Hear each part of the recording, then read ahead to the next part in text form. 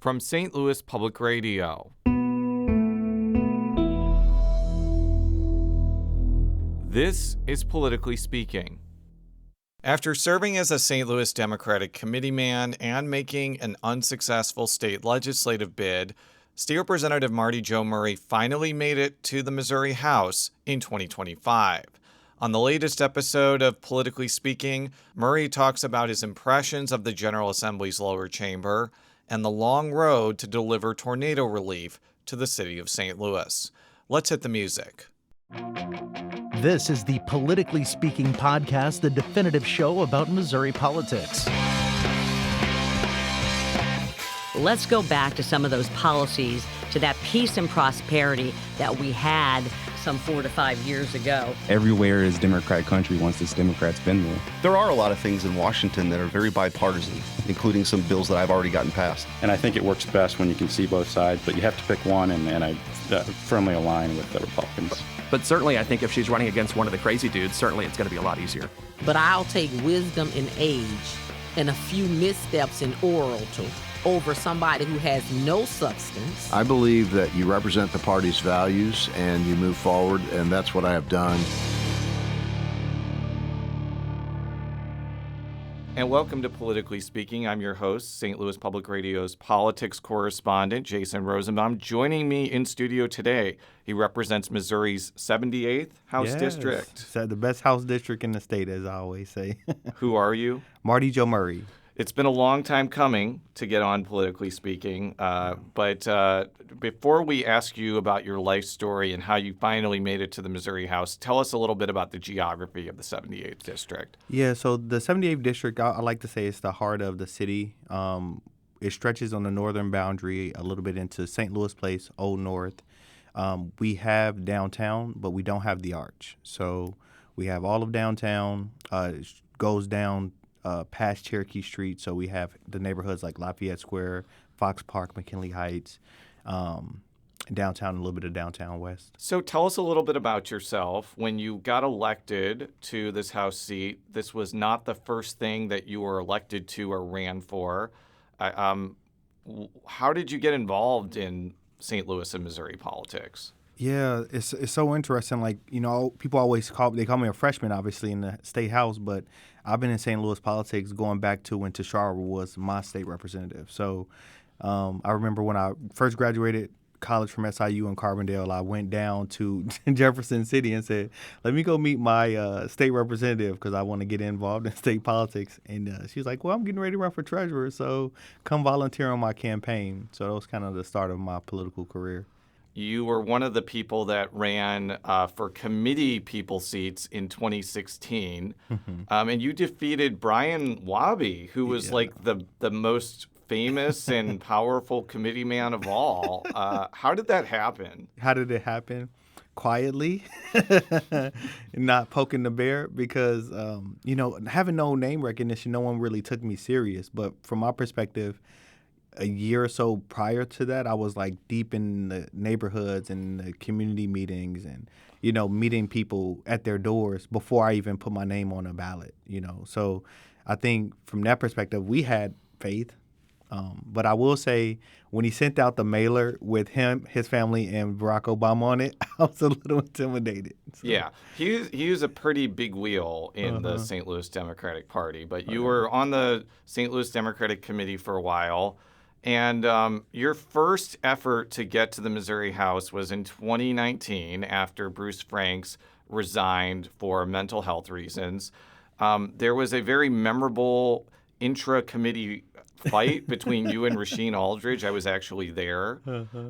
You came up short, but one of the things I noticed was, unlike some other committee races that get very ugly afterwards, I think you basically accepted defeat and went back into the private sector for a while. What prompted you to, not get super huffy about that outcome? Well, one, as a committee man, I had an obligation to the party. So, you know, I think the trend now is if you lose the nomination, then you'll run it as an independent. And the big focus that Rasheen and I both had long conversations about was, not fracturing our legislative district. So, the relationships that I had in the North Side, that he had North Side and South, we wanted to remain in unity because looking at that entire period, our block of all the people that voted for that nomination, we were so solid on all the other issues when it came to Central Committee things, and we didn't want to fracture the party anymore. And I also didn't want to set a precedent that, just like you play the game and then you lose the game and then you pick up your ball and you want to kick it over the fence. Like I didn't want it to be one of those situations. So then there was kind of this odd limbo period because former Representative Aldridge became Alderman Aldridge, and for whatever reason, a special election was not called in this district for like a year and a half or something like that? It has to be the longest time a seat has sat vacant. Yeah. It has to be. And were you surprised Governor Parson didn't call a special election there? Absolutely. I mean, I made calls, like we had legislators making calls, senators. I think the NAACP wrote a letter. I mean, because for people who believe in, taxation without representation, and it's like it didn't make sense because it was the only seat that was vacant. So it wasn't like it was a strategic thing. I could understand keeping a Senate seat open for a while because those seats have more power. Oh, yeah. And sometimes, especially if a Senate seat is vacant and the seat is competitive, you may not want, if you're a Republican, you may not want a Democrat to take it. I get that. But like this was not a seat that was going to determine the balance of power in the House. That's what made it a little bit confusing for me. And also, like the governor is supposed to call special sessions without delay. Not calling it for almost a year and a half or 2 years seems like a pretty big delay. Oh, absolutely. And that was part of the reason. I think one of the first bills that I filed was putting a time frame in terms of like compelling the governor to actually call that special election. And I think it will have bipartisan support. Some of the Republican legislators who will file similar legislation, we have those 2 vacant seats now, and it's like, okay, if Governor Kehoe doesn't call a special, will you support this legislation to make sure we don't have seats that go unfilled, while we're in this building working?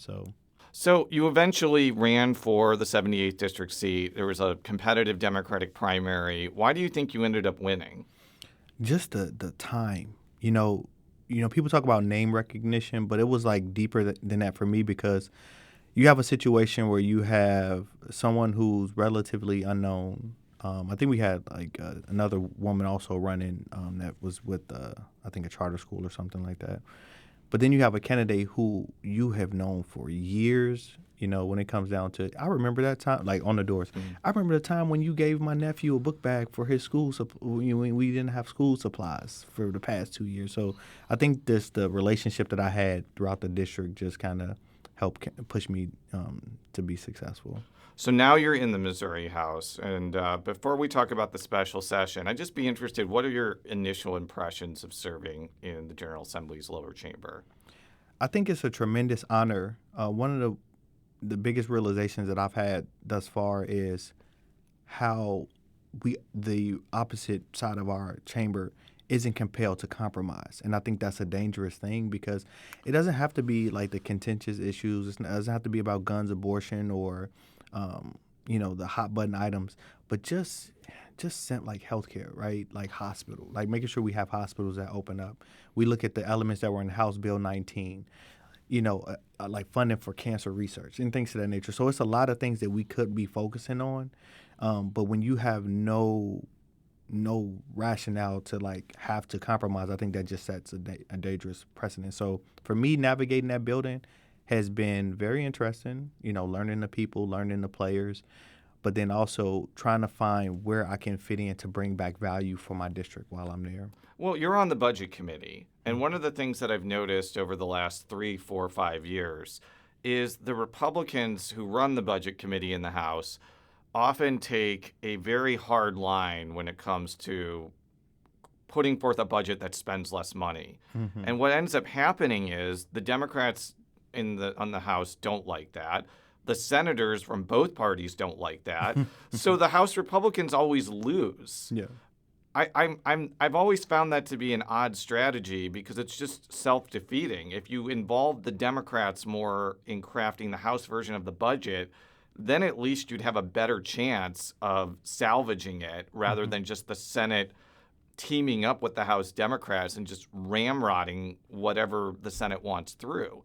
I can't be the only person that noticed that, right? No, I think that's fair. But one thing you have to consider as well is like they need their talking points when they go home. Like that's what they ran on, right? Like fiscally conservative, slashing the budget. So when they can go back home and say, well, we did what we were supposed to do, the Senate messed it up. I mean, I think that creates that situation. But I also appreciate it because it's balance, right? Because they're going through trying to find, what do they call it? We had our Missouri version of Doge. I forgot what they call it. Mo-Doge or something. Moge. Or something like that. That seemed to fizzle out really quickly. Let's talk about the special session, which by the time this is posted or uploaded to your podcast dissemination devices, well, it had been about a week and a half or so since it ended. I was surprised, given how many things the governor wanted to do, that the special session was so successful. Were you surprised? Absolutely. I was very surprised, but not so much because he got what he wanted, but because we passed anything. Because looking at the way that the session ended with the Senate kind of blowing up and the PQs and then the House leaving early, I had no indication going into a special session that Missouri Democrats would have shown up to work, because I think when it comes to breaking the decorum in that way, I think that something has to be done about that. So I didn't even think that the Senate was going to function during the special session. So the fact that they came to work, which I think part of it is obviously the tornado relief, but if that wasn't on the table, then we wouldn't be sitting here talking about it right now. No, I think that I even asked Senator Steve Roberts that question, and I think I talked with a couple of other senators. They just made the decision that the tornado relief was just too important to use their expected retribution on. But let's break down all the different aspects of the things that passed. I guess going from most controversial to least controversial. Okay.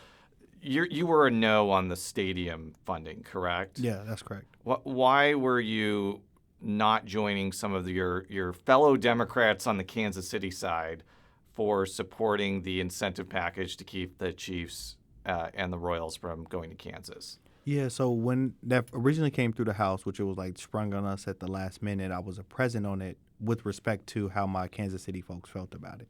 And obviously, I never wanted to be a part of the General Assembly that could be responsible for the Chiefs leaving, right? And why? Why does it matter? I'm sorry to interrupt, but why is it so critical that you prevent them from moving 10 miles away? Well, I don't know that that's like the case that they would move 10 miles away, but I think it's also like the branding of the state, right? Like being able to have that chip on our shoulders to say, to employers or to people that want to move to Missouri, that we have the Super Bowl winning, however many time champions, Kansas City Chiefs. I think they've won it 4 times, but continue. But that's the logic, right? Is that we get to say that they are in Missouri and we can claim them. But as far as like why I voted no on it, like that was one of those votes. It was a very tough vote, also. But I don't know that I've received more phone calls and more emails, constituent outreaches for me not to vote for that than anything else, even more than Senate Bill 4 around the utilities. So like. For me, it was a simple question. Like I respect the voters, and and if I'm gonna stand on it, I have to stand on it. And I also think that, no knock to the Kansas legislators, but I think that general assemblies across the country are setting bad precedents when we are doing it this way, because if you are a corporation, right? If you look at something like downtown, like we got the downtown revitalization, that's something where we need to step to the plate as a legislative body to say, let's help create something. The Chiefs are already established. They're like the best team in the NFL. Like, the amount of money that they bring in, I don't know that the package that Kansas was offering them or that we even brought to the table was like justified in terms of need. I think at a certain point, the scales kind of tip towards greed, and voters in my district were not in favor of that. Well, I think there's another aspect, specifically on the minds of St. Louis legislators. First of all, the Rams left after the state, the county, and the city dumped a whole lot of money into what was the Edward Jones Dome and is now the Dome at America Center. So I think that created a sour taste for a lot of people when it comes to publicly financed stadiums. But the other thing that I don't think a lot of people mention is there was a precedent set by the soccer stadium. I'm not saying that the soccer stadium had no public help at all because they had to spend state money to clear the area because it was owned by MoDOT. There were some tax credits involved, and there's some direct sales taxes that are inside the stadium that go and pay off part of the stadium. But by and large, it was largely privately funded. Yeah. And if that team is ultimately successful in the long run and makes hundreds of millions of dollars, you know what? More power to those owners because they put their own skin in the game. That's really not the case with the Chiefs or the Royals right now. It really seems like they are really leaning on the state and the local governments to fund their own enterprise. And I think that's, for St. Louis legislators, that just seems like an anathema, basically. No, literally. That's something I heard more often than not, like when I would be speaking to voters about how they think I should vote on that issue. They would bring the case of the Rams. They would speak about the MLS team. And I think that's just like part of it, right? Like that's something I simply couldn't support.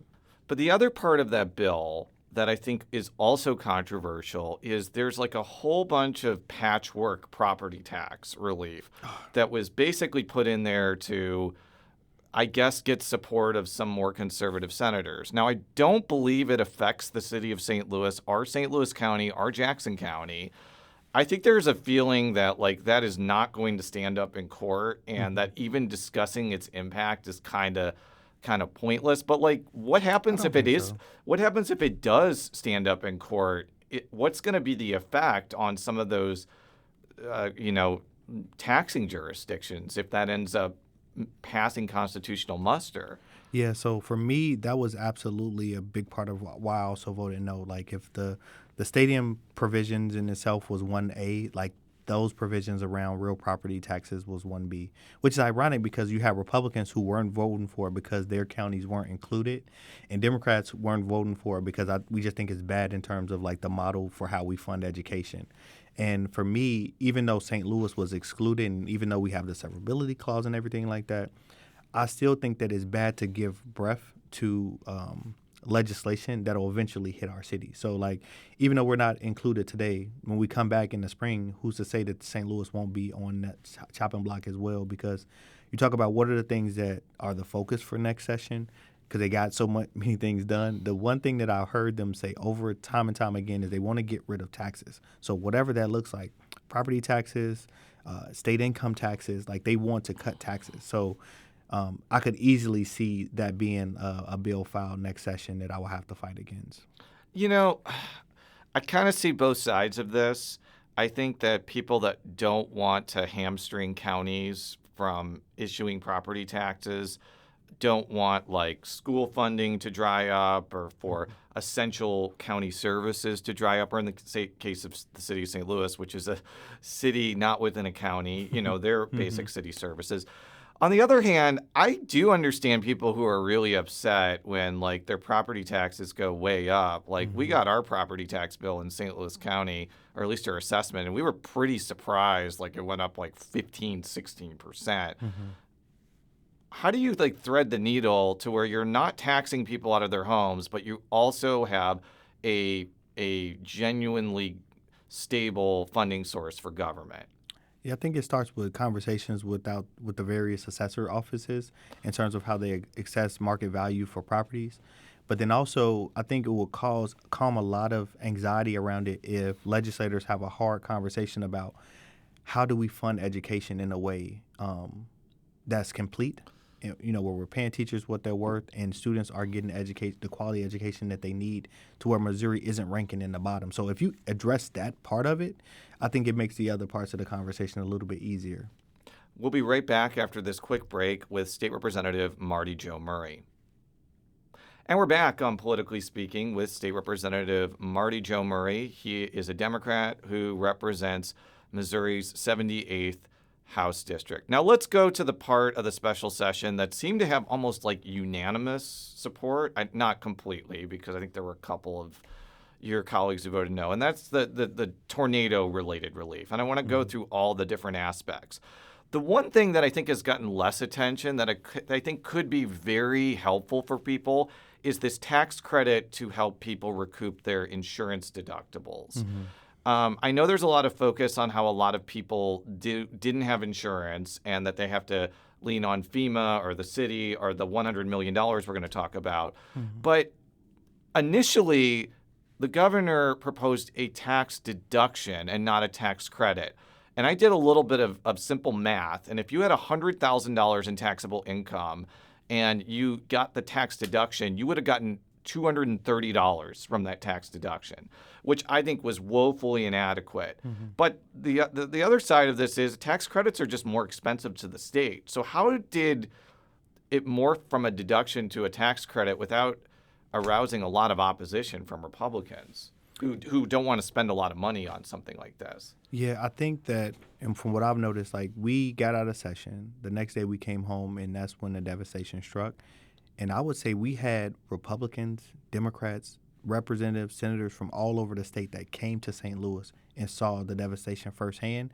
So I think when you see the scale of it, I think that kind of forces people to get serious about what are we going to do to try to help people. So let's talk about the $100 million that will go directly to the city of St. Louis. Not directly, because the Department of Public Safety will be administering it, but it's going to help the city in particular. This is another proposal that was not initially set forth by Governor Kehoe. I think initially he wanted to give $25 million to the Missouri Housing Development Commission to help with temporary housing. How did it get to a point where you got $100 million in addition to the $25 million for MHDC? Because that $25 million was almost felt like a slap in the face to voters, because not only is it not $25 million that would have went directly to St. Louis, it was like, I think, 37 counties who would have benefited from it. When you look at the scale of the damage being $1.6 billion, like estimates being $1.6 billion in damages, what is $25 million? You know, so like the fact that the Senate, I would say, you know, kudos to the senators who were able to negotiate a better deal for St. Louis, pushing up to 100.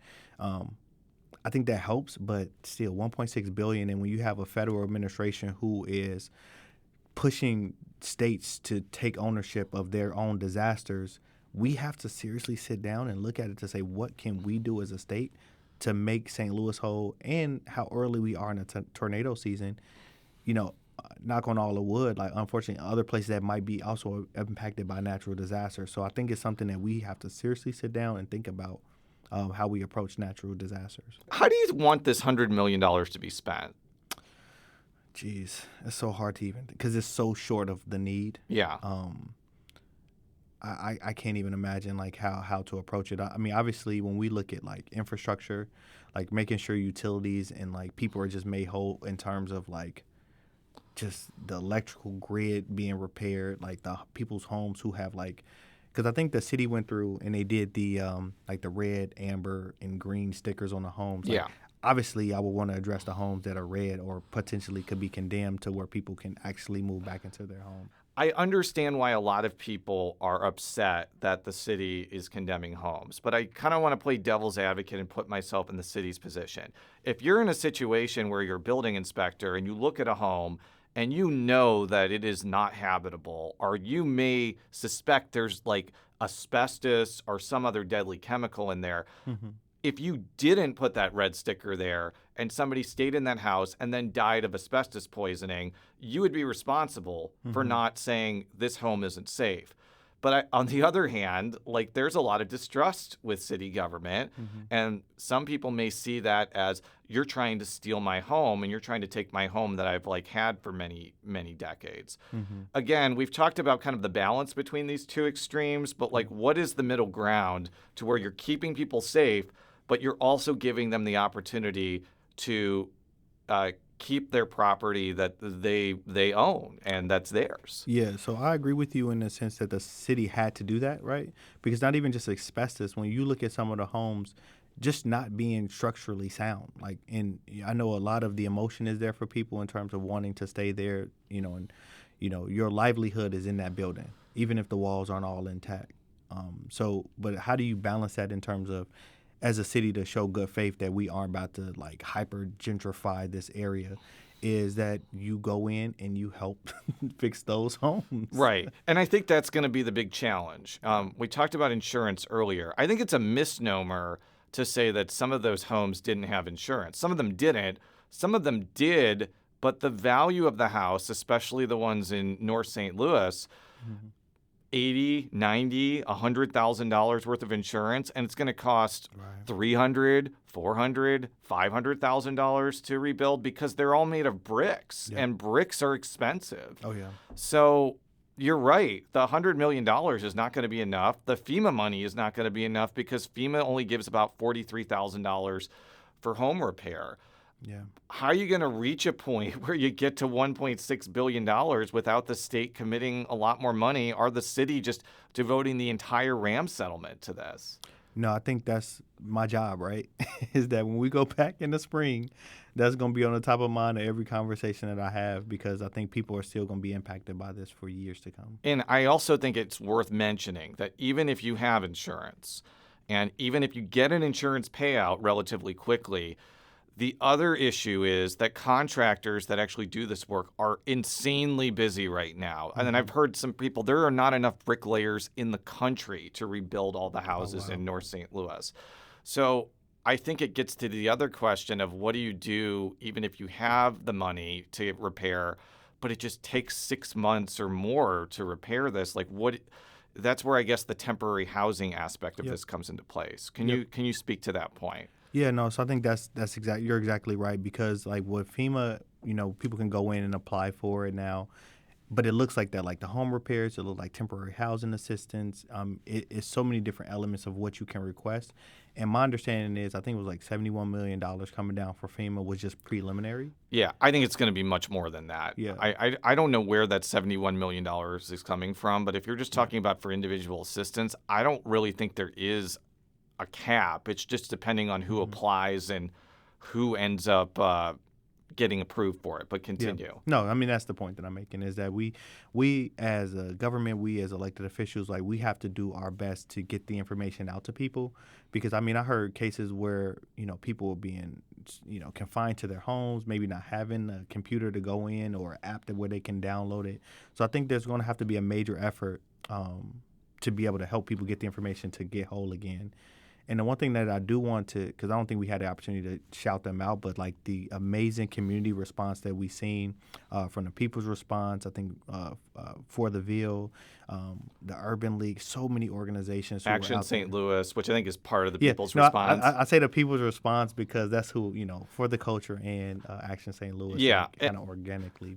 I talked with two people who were involved with the For the Ville emergency hub. And I asked them a question that this volunteer response really was incredible. And I think that it should be lauded and copied for years to come. Oh, yeah. On the other hand, I could understand that those volunteers may have been a little miffed that the onus for the short-term response was on volunteers and not city, state, or federal government. I'm not saying city and state government didn't do a lot, but the initial response, the onus was really on these volunteer organizations until the city has recently kind of taken over. Is it how do you change that in the future, or can you change that in the future? You know what? I don't even know that I would want to change it, right? Like, obviously, I don't want it because people are, like, calling off for work, and it's very challenging and demanding in terms of the response. But my faith in humanity was restored just a little bit, seeing how neighbors helping neighbors. Like, obviously, I would like governments to be able to come in and support. But, like, the way that I seen, like, like neighbors coming together, like how organic it grew. Because it was literally, hey, y'all, where do we want to meet up? Let's go up to the Y because it's close to the highway. And also, they may just have more trust with people. We talk about, we have it, there is an inherent distrust of city and state and federal government. If it's a volunteer-led organization, these are people that are already well-known in their various communities. So I can see both sides. But I do want to talk about this odd political situation we have in the city of St. Louis. So this tornado occurred right after a mayor's race that I think was pretty contentious. I think it's fair to say. It was decisive because Kara Spencer won easily. But what I have kind of noticed is in the aftermath of this tornado, it does seem like we're in a period of like political détente with all the various factions and personalities. You have like Megan Green and Kara Spencer working very well together. They're not politically aligned. I understand that many of the North Side alderwomen supported Kara Spencer over Tashara Jones, but even some of the people that didn't are working pretty well with Mayor Spencer. I think this is good because this is a crisis situation, and I think that it would be not beneficial to the recovery if there was just petty sniping going on. Mm-hmm. On the other hand, though, I think if you're making like really big decisions about the future, I don't think they should be unanimous. There should be some give and take and polite disagreement on the longer term stuff. So what do you kind of make of this odd but maybe heartening political moment you have in the city of St. Louis? Yeah, I think that it's justified. Like, this is what we need. We don't have time. Like, when you look at people being pulled from their homes to be saved and livelihoods being destroyed to a part of the city that has been disrespected and neglected for generations, we don't have time for like petty politics. But like, I think, the honeymoon, as far as like the kumbaya that we've seen, how long will that last? I think it's just as soon as the next issue comes up. And I do think there are some like legitimate shortcomings that came from this tornado that need to be dealt with. The siren situation is one of the things that comes to mind. But I would just say the overall emergency response infrastructure of the city just needs to be expanded. If you have a situation where there are only 4 or 5 employees that were there before this tornado happened, and St. Louis County has far more and has far more advanced infrastructure. I'm not saying it's Mayor Spencer's fault per se because she was in office for 30 days, but I do think that needs to be expanded permanently so there can be a more robust city response the next time this happens. What's kind of your thought on that? No, I agree. It's something that we have to consider. One thing that we'll get to it when we talk about what's coming next, but me being appointed to the Futures Caucus in the State House, those are the type of things we have to look at as far as like what are the issues that are like coming in the future that we don't have the infrastructure or the legislation to address.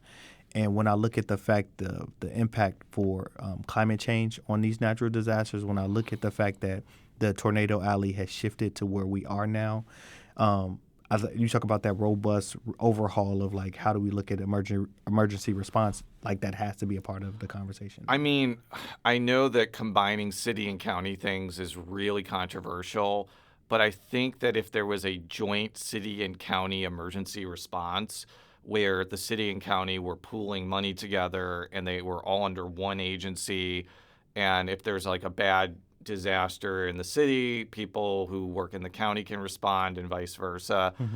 That may be something to look at, and I'm not sure if you need state legislation for that, but if there has been anything that has like struck me in the face after this tornado, it's that having the city and the county separate has been not advantageous in certain areas. So you really wanted this to be a lively debate this morning because I'll let you know how I feel about city-county mergers. Do it. But when it comes to like the things that make sense, right? Like my whole issue when you talk city-county merger is more so with when you start to eradicate the city's governance structure. If you keep it to like those type elements, right? And I think Mayor Jones and Sam Page, like the conversations and the way that they would collaborate, like I think that, like you say, you don't need state legislation. Yeah, like when they were talking about like how the county can help with the unhoused situation. I have said for years that the county's non-involvement in that has been one of the biggest issues to doing anything on that. Yeah. So you mentioned next year. What do you all do next year now that Republicans have passed everything? Right, exactly. Right, we just kick our feet up. No, but I think that the fight will still be there for Democrats, right? Because the cutting of taxes, funding education. I think that one thing that didn't pass was around what is it called? Like the gun legislation. Yeah, the Second Amendment Preservation Act or something. I think that still rears its head next session. But for me, I'm just apprehensive in terms of what is the Senate going to do, because I've seen firsthand that whatever the Senate decides that they want, like that'll kind of dictate the pace, because there was a point in this previous session where they weren't hearing any House bills. So we could pass 500 bills. But if they aren't even going to see the light of day on the sit-in side of the building, then it's kind of mute. You're on the budget committee, and one of the things I've been hounding members of that committee about is pay for children's division workers. The governor has heard 30 different questions from me about this topic ever since I started diving into this issue. It did not seem like that had any momentum this year of significantly raising the starting salaries for children's division, especially child abuse investigators. The starting salary, by the way, is around $46,000 a year. But the governor does say that he wants to seriously look at pay for that agency. Is that something that's on the radar of the budget committee? I think so. I mean, I think when it came up last session, I seen bipartisan interest in it. So yeah, I think I would be encouraged. Yeah, I think it's just a matter of how you structure it, and you can't just have one part of the children's division getting raises and not all of it, because if you're managing foster care and you're making $40,000 and then suddenly the salaries go up in another area to $60,000, well, you're going to want $60,000 obviously. So you got to do it kind of in a methodical, smart way. But the way it's structured now, I think both Republicans and Democrats have told me it's just not working, because it's just not it's not incentivizing people to work at that very, very difficult agency. No, I agree 100%. And I don't know that it's something that's common knowledge, but me, myself, and my siblings were former foster children. So the work that they do in that agency is just tremendous. And I think that anyone you ask in that building would be for providing pay raises for the people that are doing that work to our most vulnerable children, right? That's our responsibility as a state to make sure that we're doing right by them, and the workers that work day in and day out should be compensated as such. But like you say, it's not just that you do it; it's how you do it. There is a feeling that the budget's going to get a lot tougher in the next few years. Oh, yeah. There's not as much federal money. The growth of the state's revenues are kind of flat. There is still a little bit of surplus left, but it's dwindling compared to where it was. How do you think legislators are going to get through this process without making really stark cuts to state agencies? I don't know that we can avoid that part. I mean, if anything, we'll just have to look hard in terms of how do we drive additional revenue to our state? We have to start thinking about that very seriously soon, because we've seen it, and we see it. That was the big beautiful bill that they're trying to pass in D.C. I gotta admit, I know people make. Again, people are gonna be like, "What are you talking about?" You like the branding of it? I kind of like the name. You don't like the name? You can. Just, I hate what's in it, right? You can hate. I think it's kind of a clever name. I'm not gonna lie, but continue. No, but that's my point, right? You look at that temperament being set at the federal level of cuts and less money coming in through the state. We had a really golden age of being able to fund the social programs that we have come to appreciate and the constituents have come to depend on. But I think that we're going to have to start taking a hard look at those programs, because they're going to be on the chopping block. Okay, this is a wacky proposal, but hear me out what for you a got second. For me? So there are all of these things that have passed through ballot initiatives: sports betting, marijuana, medical marijuana, and all the funding streams have been tailored to get those things to pass. So veterans, education. I'm not saying you completely take those things away from those things, because they're important, but maybe put something on the ballot that increases those taxes and just have them go to general revenue, and basically tell these very powerful industries, the legislature's taking control, baby, and not you, big marijuana and big sports betting. What do you think about that? I think you're going to need somebody to walk you to your car when you leave this building. Oh, my gosh. No, but I'm not mad at that idea. I'm not mad at it, because like I said, we have to look at serious ways to drive more revenue in a space where we're going to see so many cuts. So I'm guessing that's a lever. I'm guessing that chances of the Rosenbaum tax plan passing are less than zero. Thank you so much for coming today. For all of our stories, go to STLPR.org. Politically Speaking is a product of St. Louis Public Radio, which is a part of the University of Missouri St. Louis. How can people find you on the World Wide Web, mainly social media where you want to be found? Sure. So they can always go to the House website to find out updates about what's going on in Jeff City, house.mo.gov. And then my personal website is martyjoemurray.com. And I do a Capitol Corner where I kind of give my thoughts on legislation and things that I have going on in the community. So they can always find me at martyjoemurray.com. Thank you very much. And until next time, so long.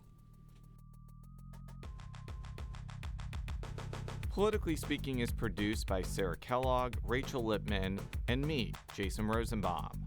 The show is edited by Fred Ehrlich. Read all of our coverage at STLPR.org. And if you haven't already, make sure to subscribe to Politically Speaking by searching the term Politically Speaking on Apple Podcasts. From St. Louis Public Radio. This is Politically Speaking.